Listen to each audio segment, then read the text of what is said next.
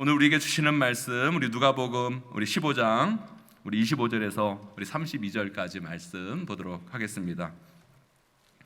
누가복음 우리 15장 우리 25절에서 32절까지 말씀, 제가 한 절 여러분이 한 절 교독하도록 하겠습니다. 맏 아들은 밭에 있다가 돌아와 집에 가까이 왔을 때 풍악과 춤추는 소리를 듣고 한 종을 불러 이 무슨 일인가 물은데 대답하되 당신의 동생이 돌아왔음에 당신의 아버지가 건강한 그를 다시 맞아들이게 됨으로 인하여 살찐 송아지를 잡았나이다 하니, 그가 노하여 들어가고자 하지 아니하거늘 아버지가 나와서 권한대.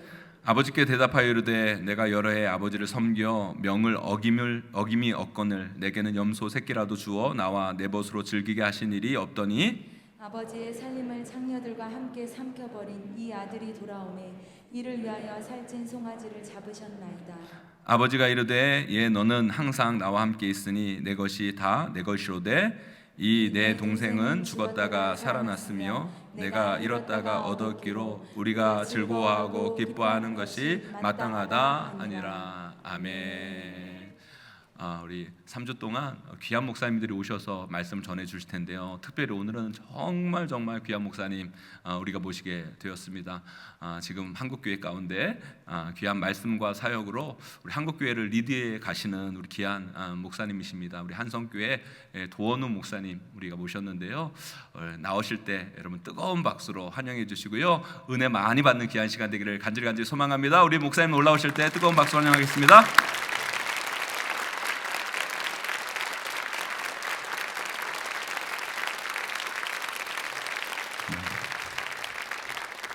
하나님께 영광을 돌리겠습니다. 제가 오늘 와서 너무 교회가 멋있고 또 여러분 찬양하는 모습이 보기 좋았습니다. 함께 은혜 받는 그런 시간이 되었으면 합니다. 제가 한번 기도하겠습니다.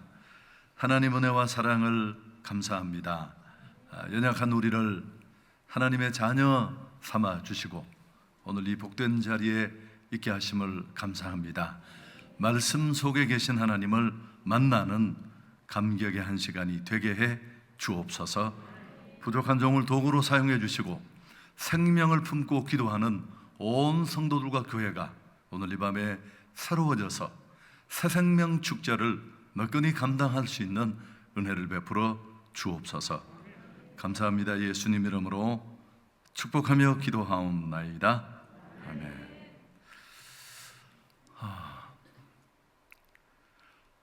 코넬 대학에서 행했던 고릴라 실험이라는 게 있습니다. 사람이 눈에 보이는 세상을 어떻게 인지하고 기억하고 생각하는가를 연구했는데요, 학생들을 두 팀으로 나누었습니다. 그래서 농구 패스를 하게 했습니다. 그래서 동영상을 촬영을 했는데 검은 유니폼을 입은 팀은 제외하고 흰 유니폼을 입은 팀의 패스만 횟수를 세게 했습니다. 위로 넘어가는 패스나 바운스 패스를 모두 포함해서 동영상의 전체 길이가 채 1분이 되지 않습니다. 그런데 나중에 물어보니까 30번, 34번 이런 얘기들을 했습니다. 사실은 그 바운드 패스 횟수를 세는 게 목적이 아니라 그건 실험자들의 시선을 묶어두려고 한 겁니다. 근데 여러분 한번 유튜브 영상을 찾아보시면 이 고릴라 실험 중간에 채 1분도 되지 않는데 자매 하나가 큰 고릴라 인형을 뒤집어 쓰고 이 무대 중앙 한가운데 나와서 카메라를 향해 이렇게, 그리고 9초를 머물다가 들어갔습니다. 그런데 이상하게도 이 실험에 참가한 사람들 반 정도가 고릴라를 못 봤다는 거예요. 여러분 다른 방법으로 실험을 해도 결과는 비슷했습니다.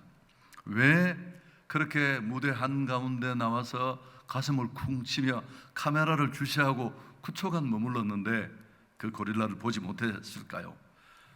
기대하지 못한 사물에 대한 주의력 결핍. 좀 어렵습니까? 이걸 무주의 맹시라고 합니다.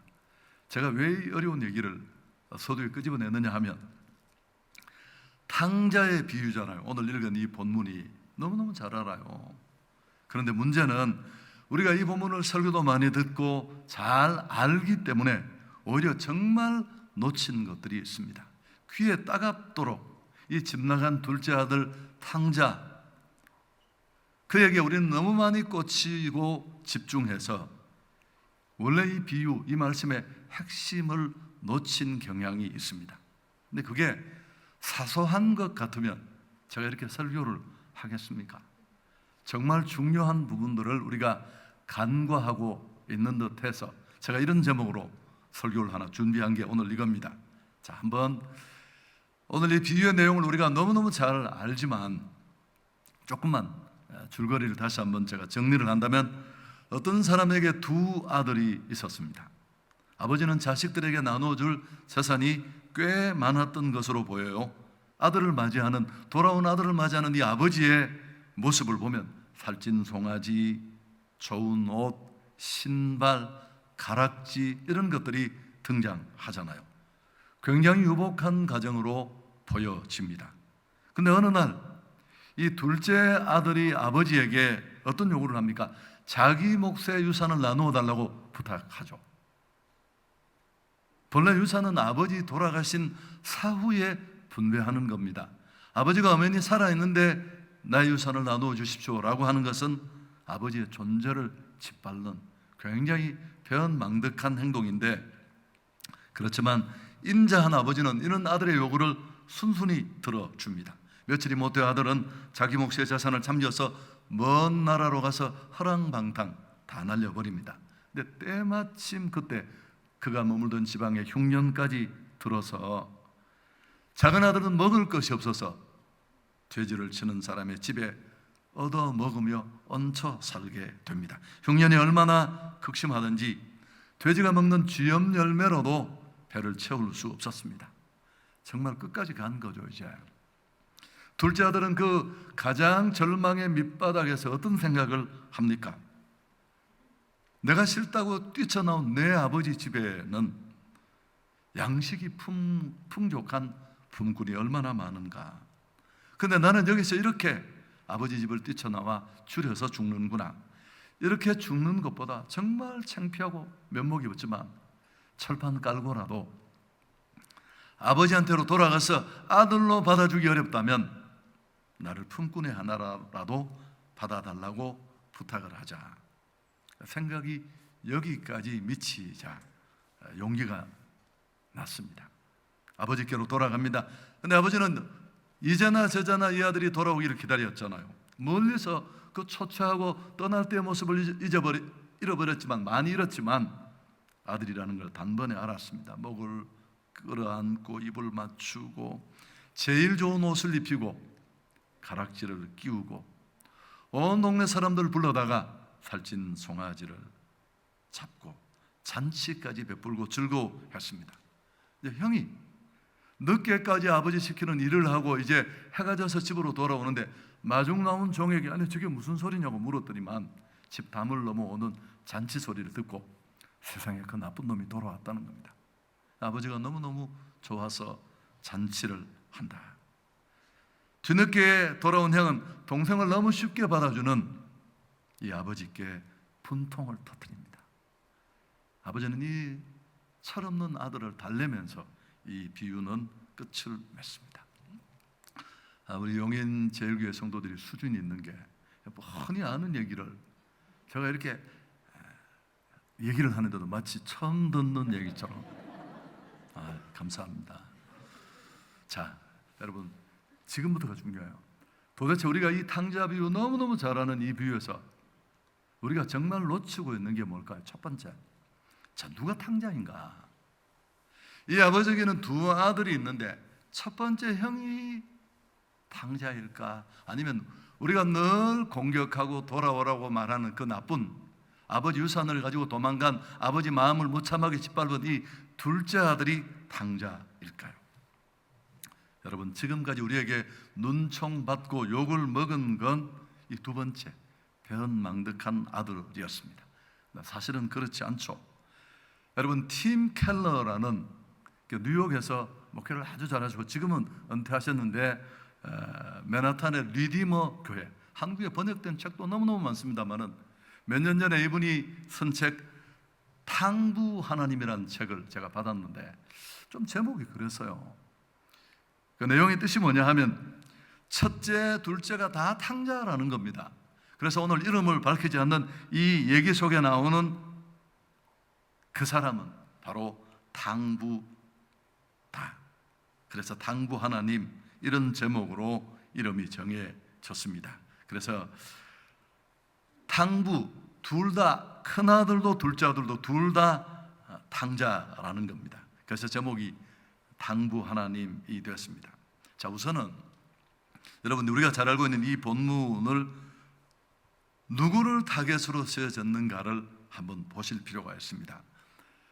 바리새인과 서기관들에게 이 말씀이 1차적으로 적용되어야 될 말씀입니다. 좀 설명을 하면 세리와 죄인들이 예수님께 나와 말씀을 듣고 또 함께 식사도 했습니다.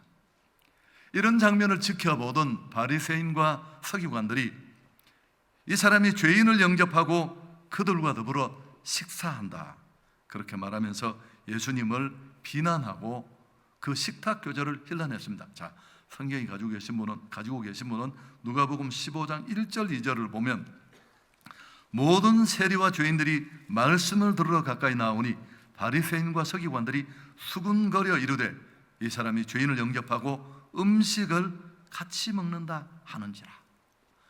이런 상황 속에서 이들을 향해 이 비유가 주어졌습니다. 자, 여러분, 우리가 흔히 탕자 비유라고 하는 이 비유를 듣고 적용해야 될 1차 대상이 누구냐 하면 탕자가 아니에요. 바리새인과 서기관들입니다. 이 얘기 속의 탕자는 세리와 죄인들을 상징해요. 그럼 오늘 이 말씀을 1차적으로 받아야 될 적용 대상자들은 누구일까요? 그들이 주님과 교제하고 밥 먹는 것을 비난하고 조롱했던 바리새인과 서기관들이 이 비유 속에 바로 이 둘째 아들을 상징합니다. 여러분, 이건 우리에게 시사하는 바가 매우 큽니다.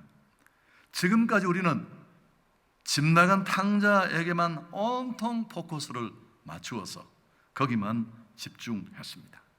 사실은 이 탕자 비유를 읽고 이 말씀을 받으면서 정말 그 말씀을 가슴으로 받아야 될 사람은 어떤 사람일까요?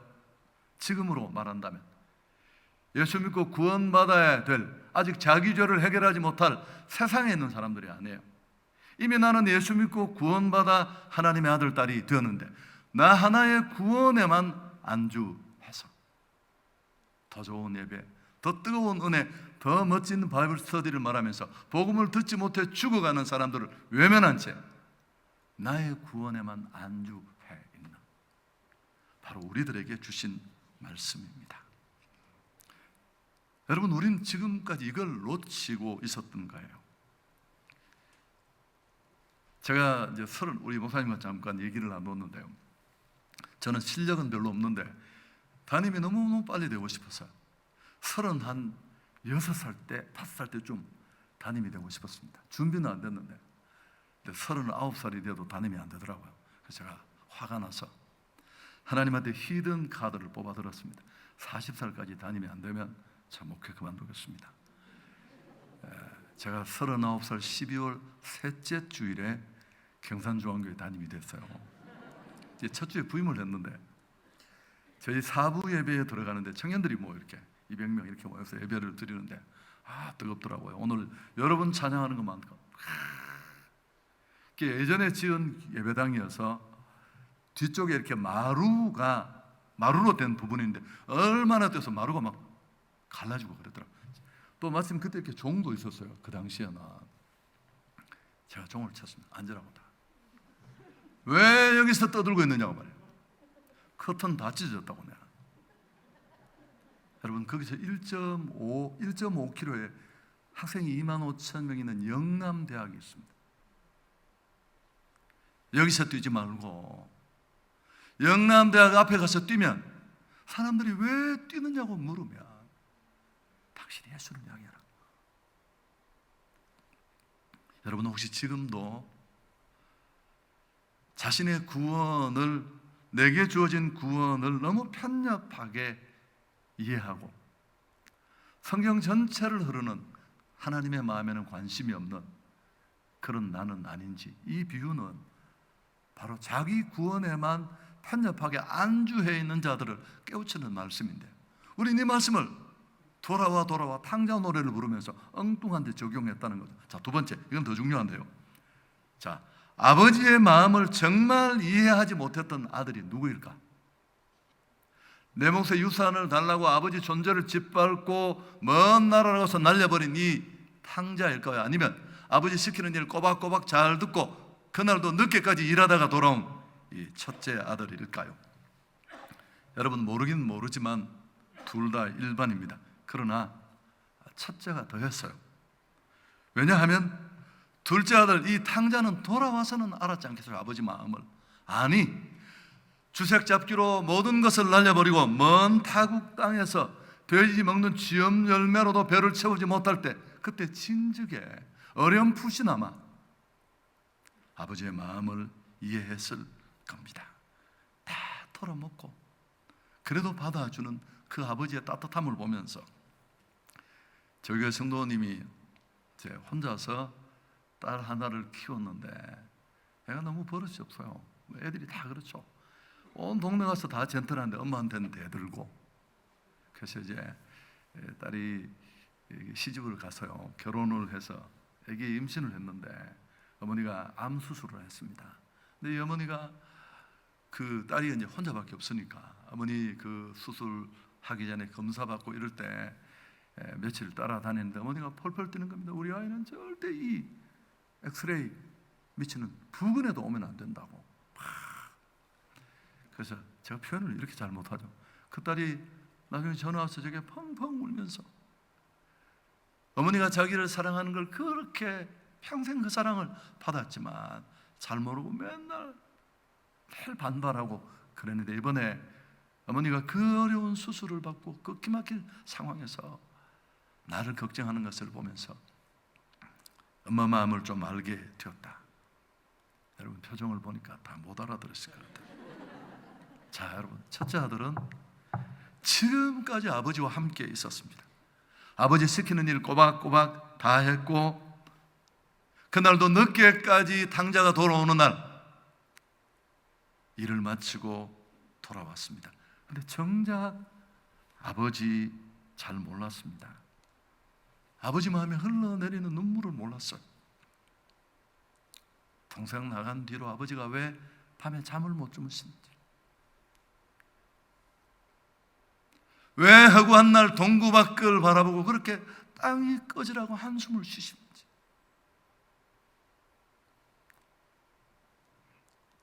고작 대들면서 하는 말이, 자 29절 보십시오.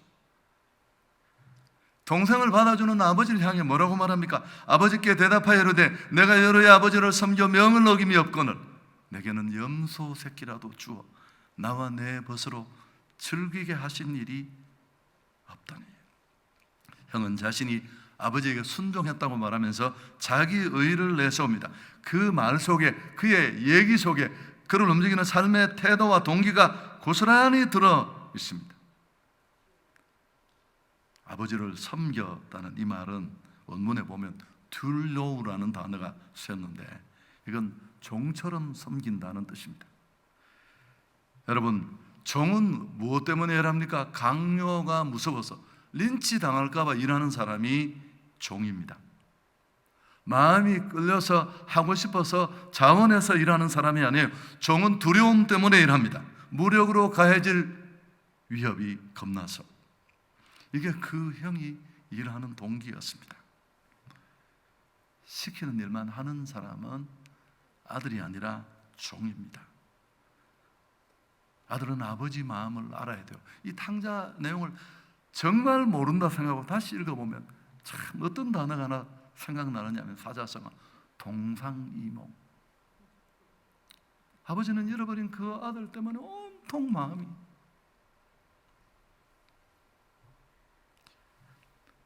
우리 아들이 이제 제 집에 3대 독자가 하나 있는데, 내가 이 녀석이 언젠가 한번 다코스가 될 줄 알았어요. 내가 우리 부모님 애를 많이 먹였는데 우리 아이들이 다 자라길래 저는 하나님이 나를 봐주시는구나 싶었는데 아니었어요. 그 이제 마지막 학년을 하러 미국에 들어갔는데 한번 나와서 제가 이제 이렇게 얼리 어답터예요. 굉장히 그 새로운 제품들을 미리, 아이패드 이런 것도 제가 한국에 들어오기 전에 제가 전파 검사를 받고 받아서 지금까지 뭐 바뀔 때마다 쓰는 그런 스타일인데, 제가 만들어 놓은 그 노트북을 이렇게 싹 맥북을 보더니만 아버지 예쁘네요 하고 싹 만지고 지나가길래 제가 아들이 하고 싶어 하는구나 싶어서 다 준비해서 아들에게 들려줬습니다. 여러분, 그게 부모의 마음이라는 거 아시죠? 부모는 자식이 원하면 다 줄 수 있는 사람입니다. 계산 없이 아무리 소중하게 내가 꾸며놓고 가꾸어 놓아도, 근데 만일 그 아들이 20대, 30대는 그래도 이해를 하는데 40이 되고 50이 되는데도 놀러와서 맨날 아버지 저거 써요? 비껴가고 가져가면 어떤 생각이 들까요? 그래도 아버지는 역시 주지만 어떤 생각을 할까요? 저건 언제 처리될지, 포항제철 옆으로 이사를 보내든지 뭐. 여러분, 나는 첫째 아들인가 둘째 아들인가를 한번 생각해 보시기를 바랍니다. 성경 전체를 관통하는 아버지의 마음, 그 잃어버린 한 영혼에 대한 그분의 눈물, 이미 예수 믿고 구원받아 그 구원의 감격을 누리고 앉아있는 나가 아니라 여전히 구원의 은총을 받지 못한 더 많은 사람들을 향한 마음이 내 안에 있는지. 제가 나이가 이제 국산 나이로 64인데요, 약간 은퇴를 생각하고 노후를 생각해야 될 때예요. 그래서 이제 어느 날 한 6개월 전에 있었던 일입니다. 제가 뭐 이렇게 작은 게 하나 생겨서 계산을 하고 있었습니다. 이렇게 뭐 계산이 잘 안 맞아서 새벽 기도 때 하나님이 한 말씀을 내 생각 속에 듣게 하시더라고. 난 네가 내 나라 사람인 줄 알았는데 네 나라 사람이구나. 네 계산 세게 하네. 그래서 제가 변명을 했습니다. 하나님, 제가 나이가 64입니다. 제가 은퇴해서 교회에 부담을 주지 않으려면, 그랬더니 하나님이 실력도 없는 네가 손발 충만하던 내가 여기까지 왔는데 네가 계산하고 계획해서 여기까지 왔나? 아니요. 야 임마, 내가 네 노후다. 그래서 제가 하면 하고 끝이 났습니다만은, 여러분, 하나님의 나라와 그 의는 망각한 채 내 생각에만 붙잡혀 있지 않은지 한번 돌아볼 수 있기를 바랍니다. 세 번째, 한 가지 더 얘기를 하겠습니다. 자, 끝까지 이 잔치의 기쁨에 참여하지 못한 사람은 누구일까? 첫째 아들일까요? 둘째 아들일까요? 여러분, 역시 오늘 제가 물었던 물음의 답은 다 첫째 아들인데요, 둘째 아들은 늦게나마 이 아버지가 송아지 잡아서 동네 사람 불러서 하는 잔치에 참여를 했습니다. 등 떠밀려서 부끄러워 못 가겠다는 거 아버지가 등 떠밀어서 금가락지 끼고 아버지 손에 이끌려 늦게나마 이 잔치집에 들어갈 수 있었을 겁니다. 근데 그때까지도 밖에서 분노하며 문 밖에 서 있던 사람이 큰아들입니다. 28절에 보면 아버지가 아무리 청해도 분노하며 들어가지 않았습니다. 온 동네 사람들, 아버지, 심지어 돌아온 탕자까지도 이 기쁨의 자리에 있는데, 그렇지만 형은 문 밖에 서 있었습니다. 여러분, 저는 이 기쁨을 너무너무 중요하게 생각해요. 저희 교회 평생표도 이곳에서 나왔습니다마는 행복한 사람이 행복한 세상을 만든다라는 문구도 거기서 나왔습니다마는, 오늘 교회와 성도들 안에 정말 꼭 필요한 기쁨은 바로 이 기쁨인데, 사실 이 누가복음 15장을 가만히 읽어보면 제각각 다른 세 가지 비유가 연이어 나옵니다. 제일 앞에 이런 양 비유, 이런 드라크마 비유, 사실 이 비유는 탕자 비유가 아니라 이런 아들 비유라고 해야 맞아요. 이 세 비유는 제각각 다르지만 이 세 비유를 통틀어 주는 메시지는 하나예요. 뭘까요? 잃어버린 한 영혼이 돌아왔을 때의 기쁨. 그 기쁨을 말씀해 주는 내용입니다. 하나님이 기뻐하시지만 그 기쁨이 교회와 공동체 성도 안에 부어집니다. 성도와 교회는 이 기쁨, 이 행복으로 살고, 제가 목회해 보니까 목회도 이 축복으로 갑니다. 심지어 돌아온 탕자에게도 이 기쁨은 있었습니다. 그러나 형은 끝까지 문 밖에서 열받으면서 분노하고 있었잖아요.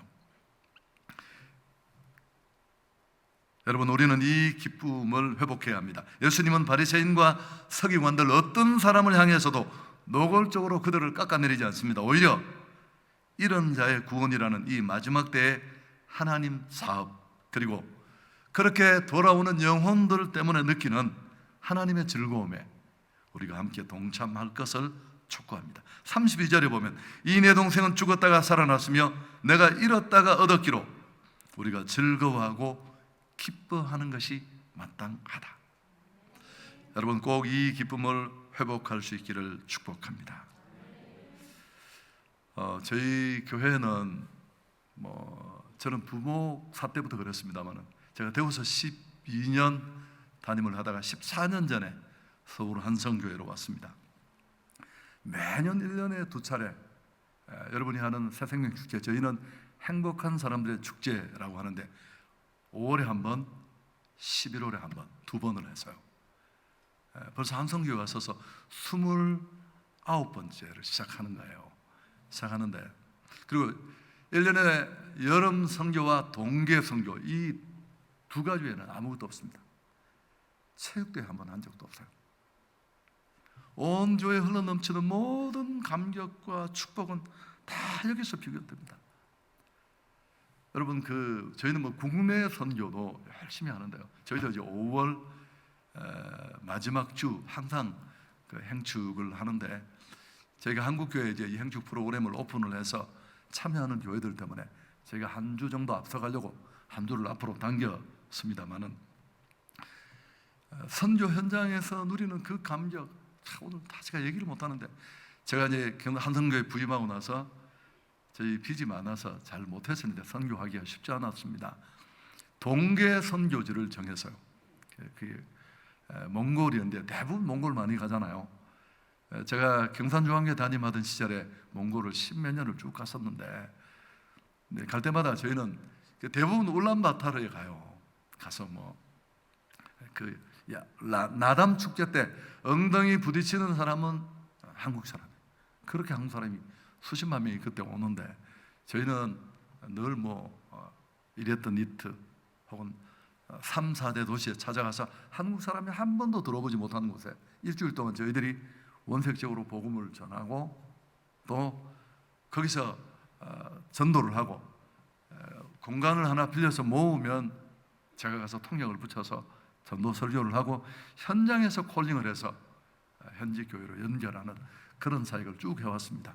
제가 갑자기 서울로 오면서 그 일이 중단되었습니다만, 이제 그때 여러 번 몽골을 가면서, 몽골이 8개월이 겨울이잖아요. 겨울에 추울 때 영하 40도가 넘거든요. 그래서 제가 겨울에 이렇게 한번 딱 가서 봤는데, 사람들이 대부분 없고 선교사들도 다 밖으로 나가버려요. 그래서 제가 어떤 생각을 했냐면, 겨울에 울란바타르에서 집회를 한번 해야 되겠다. 제가 선교사님한테 물었습니다. 불을 잘 떼면 오겠냐? 그래서 유비 팔레스 홀이라는 4,200석 홀이 있었어요.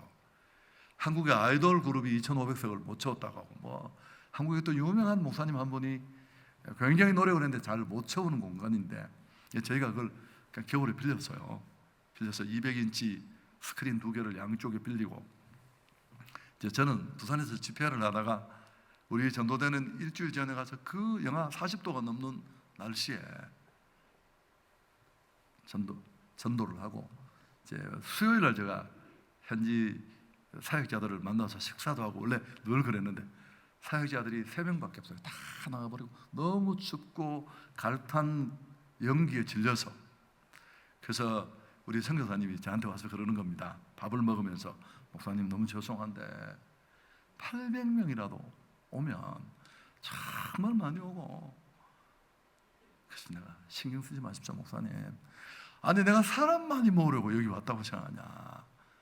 저희가 이 빚이 많은 교회가 2억 가까이 돈을 써서 이 한겨울에 여기를 왜 왔겠냐. 내가 당신 나 스타일 모르냐. 신경 쓰지 마라. 내가 수요 예배에 기도했는데 우리 대원들이 기도하길래 하나님 앞에 내가 물었다. 여기 영혼들이 있다. 제가 길게 못하겠습니다만, 그래서 저보고 이러는 겁니다. 목사님 오시던 그때하고 좀 6, 7년 갭이 있었어요. 몽골이 너무 많이 바뀌었는데 목사님 막 그렇게 갑자기 홀링하고 이러면 사람들이 폭동이 일어날 수 있으니까 정말 하시고 싶으면 손만 이렇게 들으려고 얘기를 하래요. 근데 알았다. 그리고 이제 6시 30분에 집회가 시작이어서 우리가 앞에 몇 가지 순서를 하고, 여러분 30분 전에 그 4,200석이 다 찼어요. 그날 영하 37도였는데 바깥에 또 한 1,400명이 기다리고 있었어요. 그래서 몽골의 제일 엘리트들이 한국말을 하잖아요. 그래서 통역을 붙이고 설교를 했는데 제가 콜링을 하니까 한 1,800명에서 2,000명 정도가 막 울면서 일어섰어요. 뭐 일어서라는 말 하지 말라는 걸 제가 잊어버렸어요. 그냥 제가 하려는 말의 요지는 여기. 그래서 제가 다시 앉으라고 했어요. 내 말을 잘 통역이 잘못된 줄 알고 다 일어섰어요. 일부가 끝이 나는데 원래 일부밖에 없었어요. 바깥에 1,500명이 그 추위 속에 기다려서 제가 통역을 했던 자매에게 이걸 어떻게 해야 되느냐. 그 자매가 우리 온누리교회 부교육자도 아주 엘리트예요. 몽골 사람인데 이 추위가 보통 추위가 아니지만 몽골 사람들이 많이 걷고 버스 타고 긴 시간을 들여서 여기 왔는데 한 번 더 하자고 제가 즉흥적으로 한 번을 더 했어요. 똑같았습니다. 제가 드리려는 말씀이 뭐냐면 그때 우리 스텝이 한 120명이 따라갔는데 사람들이 다 미쳐버렸어. 사람들이 집단으로 돌아오는 현장에 제가 호텔에 갔더니만 몽골에 가장 먼저 들어간 선교사님 계세요. 유명한 우리 한국에 알아주는 분이 그 두 번째로 오신 분이 딸을 데리고 저를 찾아왔더라고요. 목사님 너무 죄송하다고. 나는 몽골이 우회적인 선교지인 줄 알았는데 그냥 이렇게 낯을 대니까 곡식들이 와서 목을 자르는 거예요. 여러분 제가 이 말씀을 길게 드리는 이유가 뭐냐 하면 지금도 똑같습니다. 제가 오늘 오기 전에 제가 숙소에서 제가 지금 휴식 중간이어서 제가 이 데이터를 뽑아달라고 했습니다. 20년, 21년, 22년 이 코로나에 아무도 안 하고 있잖아.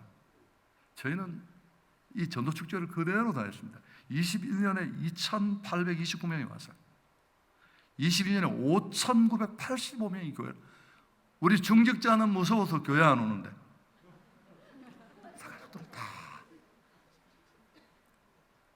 제가 이제 21년 4월에도 휴식을 하고 있었는데 제주도에 있었는데 행정실에서 전화가 왔어요. 목사님 상황이 너무 안 좋습니다. 주일날 강사를 불러놓고 있었는데 제가 그 친구한테 어느 정도냐, 목사님 오셔야 될 것 같습니다. 제가 그 교수님한테 양해를 구하고 토요일 아침에 올라왔어요. 그래서 이제 성도들 마음을 안정시키고 코로나가 막 발발했을 때 이게 시작인데 5월 마지막 주가 저희가 늘 행축을 하는데 장로님 한 분이 저를 찾아오셔서 그러더라고요.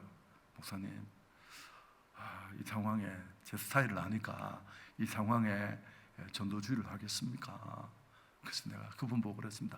장로님, 내가 공부는 잘 못했는데 내가 눈치 없는 사람은 아니다. 당신 내가 이 분위기를 모른다고 생각하냐? 다 알고 있다.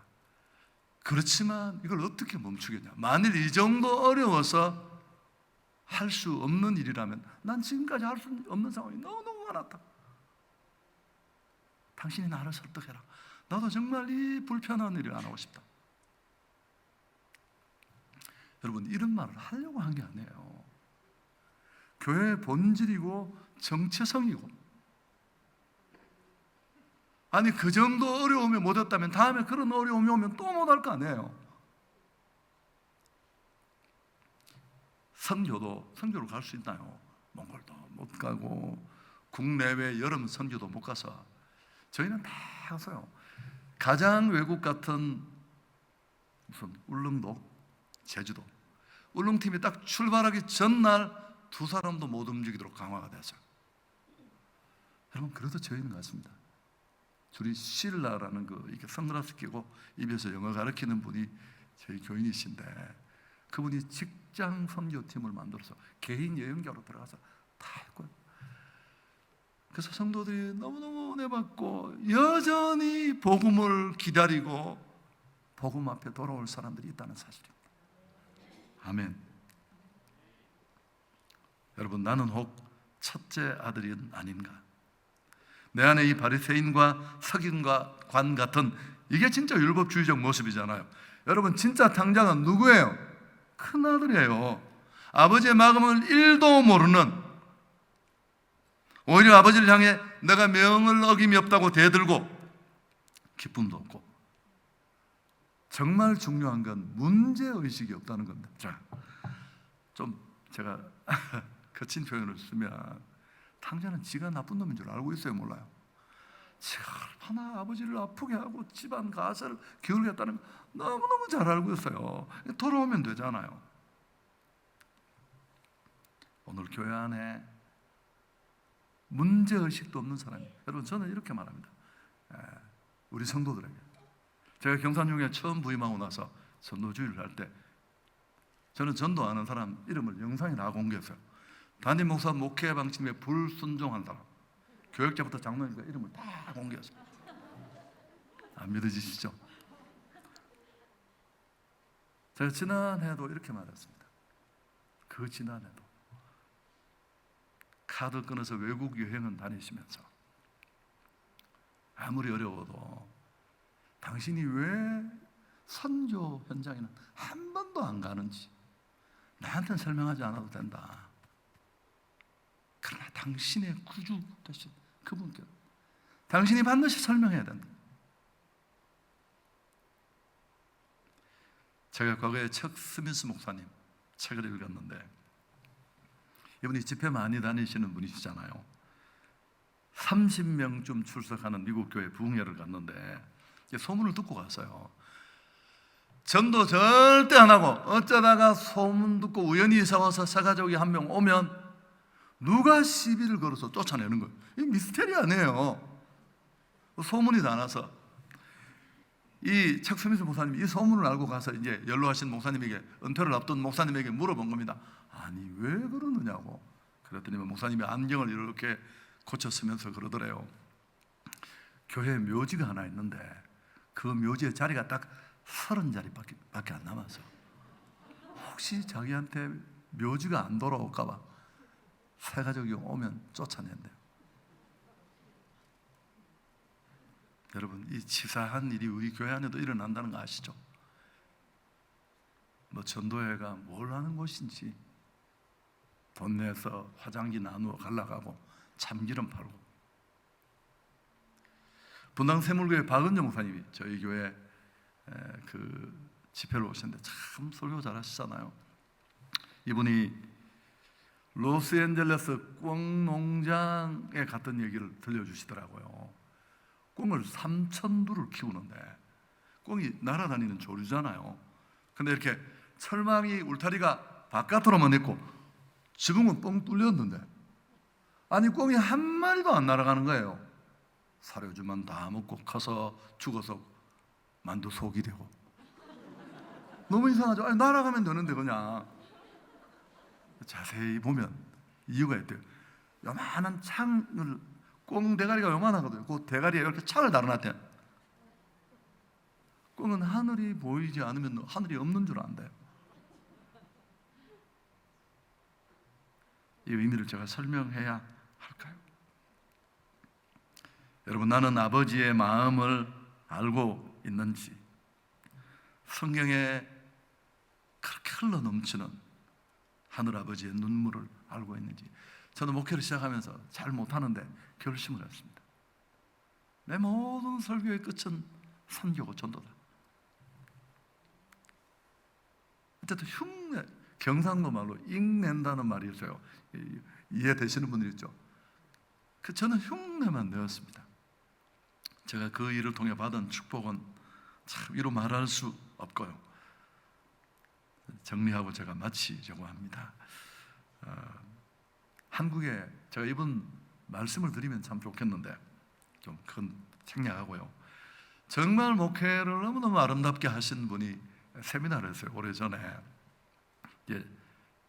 저도 그때 한 40, 50대일 때 했는데 젊은 목회자들이 많이 그분의 목회를 사모해서 이제 세미나에 참석을 했습니다.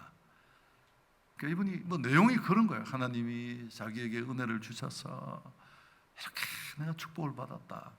너무너무 감사한 일이죠. 귀한 일이고. 근데 여러분, 배우려고 하는 사람들 너무 뻥치잖아요. 다 은혜라고 하니까. 그래서 좀 애매한 표정을 짓는 사람이 몇 사람 있었겠죠. 저를 비롯하여. 그러자 그분이 성경 한 곳을 찾겠습니다. 여러분도 한번 찾아보시겠습니까? 요한복음 8장 29절입니다. 이게 제 목회 철학을 만든 구절인데요. 요한복음 8장 29절. 그분이 이 성경을 찾게 했어요. 이 예수님이 직접 하신 말씀이잖아요. 요한복음 8장 29절. 우리 같이 한번 읽을까요? 나를 보내신 이가 나와 함께 하시도다. 내가 항상 그의 기뻐하시는 일을 행함으로 나를 혼자 두지 아니하셨느니라. 그분이 이 구절을 인용하면서 주님이 나와 함께 해서 다 부족하고 스펙 없는 내가 이런 사역을 할 수 있었다. 근데 그 뒤에 함께 하시는 이유가 나오잖아요.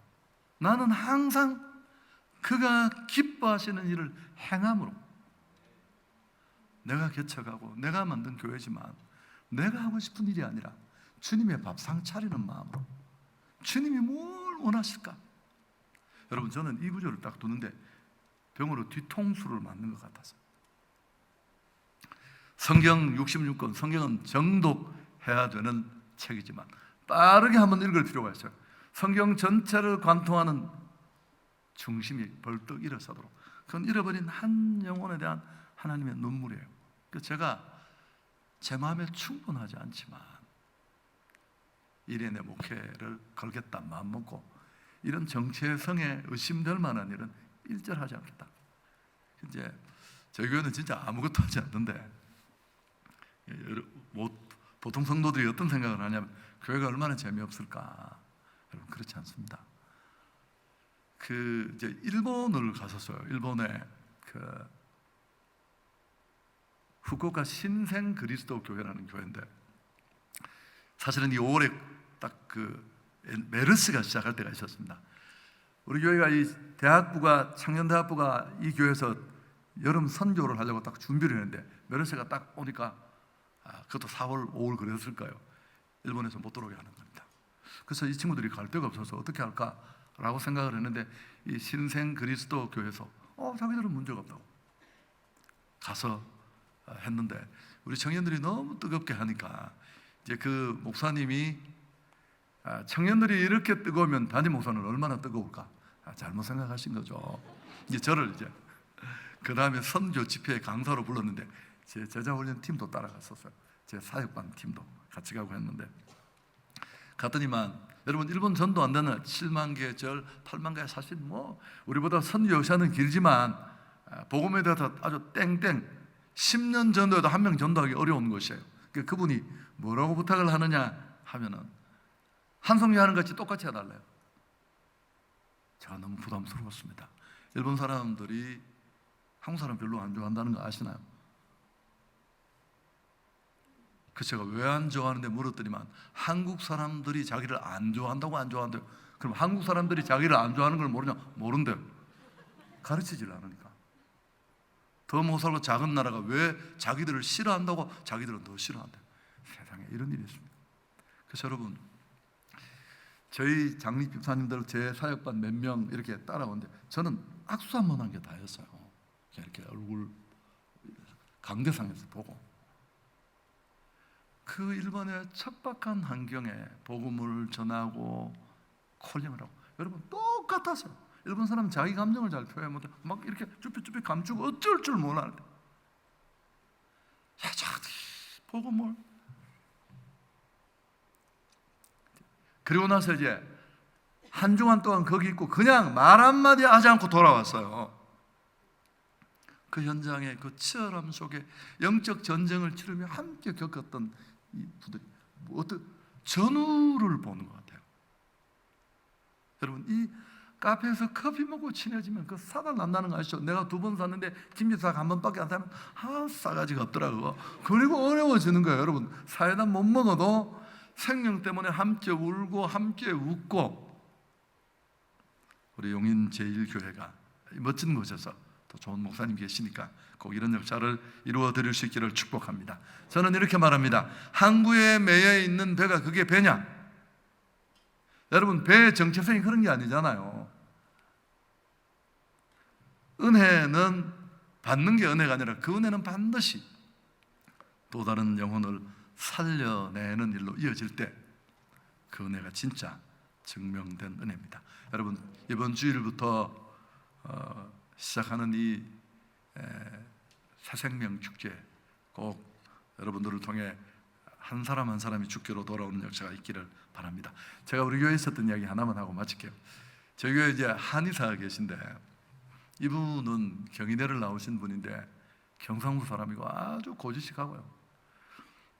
장가 갈 때 와이프한테 장가 가려고 나 결혼하면 교회 갈게 뻥치고 장가 갔어요. 한 번도 안 가고 맨날 제가 부임을 했습니다. 부임을 해서 우리 일단 남편부터 전도를 하자. 제가 주한장로교회 이야기도 했었어요.